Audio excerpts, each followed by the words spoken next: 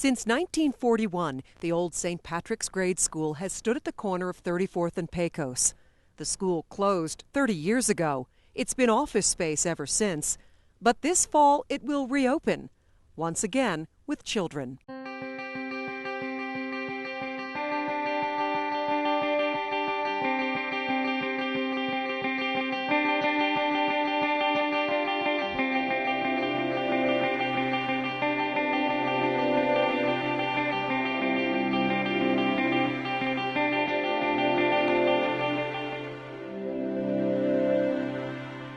Well, I moved into the neighborhood in 1985 on 33rd and Pecos, so it was the house directly west of the church, and it belonged to the church. And Sister Alicia Ramirez and I moved in and put the house back together with Elmer's glue and cardboard. And it was the hood then. It was a pretty tough neighborhood. Father Marshall Gorley was the pastor there, who was extremely involved in social justice issues. And the big issues in the parish were immigration, youth violence, and the dropout rate. And so one of the things that we talked about a lot was education and schools, and how it would be great to have a school in that neighborhood. These kids weren't going anywhere. The kids at North, the graduation rates were so poor. And Marshall used to become very frustrated with the number of funerals that he was having of young men who were killed violently, and it all seemed like such a waste. But it was just a feel in the neighborhood. It was a tough place to live in those days.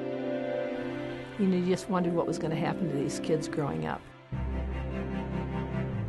And that's when Tom Pragg, the Jesuit, and two other Jesuits moved into the neighborhood, and their main mission was to talk to the people who lived in the neighborhood to see what their greatest needs were. And obviously, education came up in that conversation. So Marshall Gorley and Tom Pragg started this steering committee. So they were talking about starting with 6th grade. Pat Salazar, who was the principal at Bryant Webster, joined the group, and she said, that's too late, you got to start with 4th grade. So Lacey and I, and then Joy Garrity, who was also on the staff at St. Mary's, joined the group. And we said, that's too late, you got to start with kindergarten. We had been involved with some of the nativity schools, and so much time and energy went into getting kids to be learners in 6th grade when they had no idea of what it meant to be a learner.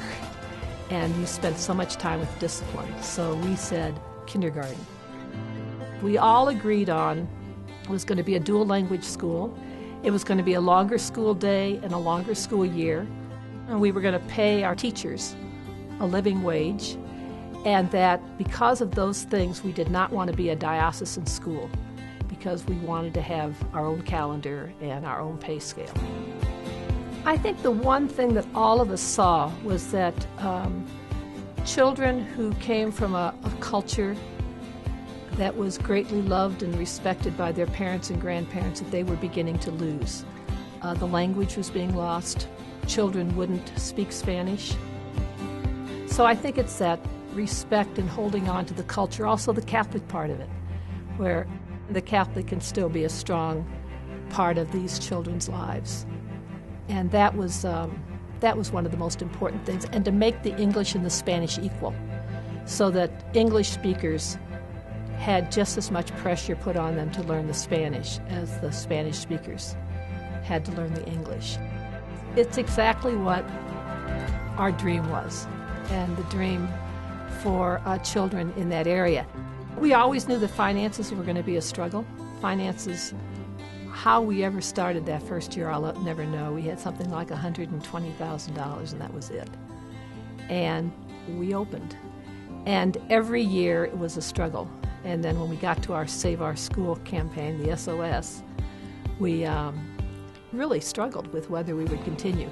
The one thing I feel today is that we're on much stronger financial grounds. I don't feel we're living from year to year like we did in those early years. I think anybody who comes to that school sees that. I think those Escuela 101s do that, where people leave those and say, whoa, I did you hear that child?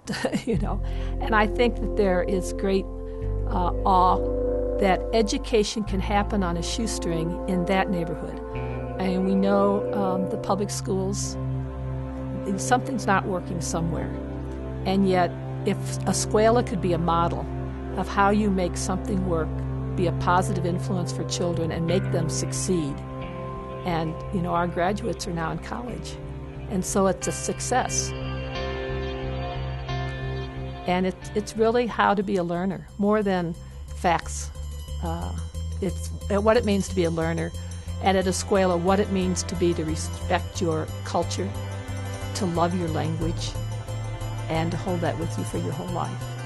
And whether you're Hispanic or Anglo, you still had that love and respect for both cultures.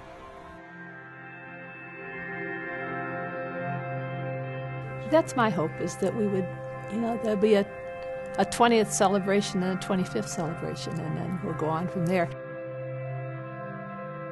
There are some really hard times that we've come through, but people are willing to make the sacrifices to have something great continue, and I truly believe that Escuela will continue. It may not continue in the same place. It may look different. It may hopefully go through 8th grade, which was our original plan. That's the only part of our original plan that didn't pan out in the end. But I think it'll be there. It's an important place for kids. And I think as there are more and more graduates of Escuela in the world will come to know who we are.